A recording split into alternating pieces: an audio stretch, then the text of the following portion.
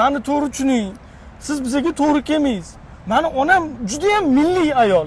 Siz biz uchun juda ham yevropalashib ketgansiz. Onam rozi bo'lmaydilar. Bo'ladilar.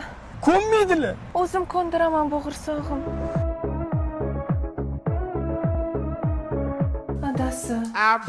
Ishga ketyapsizmi? Ha, ishga ketyapman. Shu bitta iltimos bor edi. Bu kiyimingizda tashqariga chiqmang, xo'pmi? Nima qilibdi kiyimimga?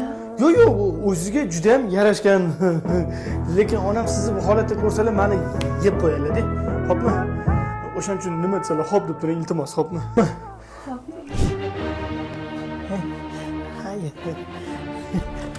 Assalomu alaykum, oyi.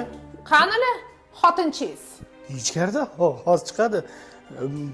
Men ishga ketdim, oyi. Sen ishga borib kelguningcha, xotiningni ko'ylak lozim kiydirib, non yoptirib qo'yaman. Tushundingmi? Tushundim, oyi. Men ishga borib kelsam maylimi?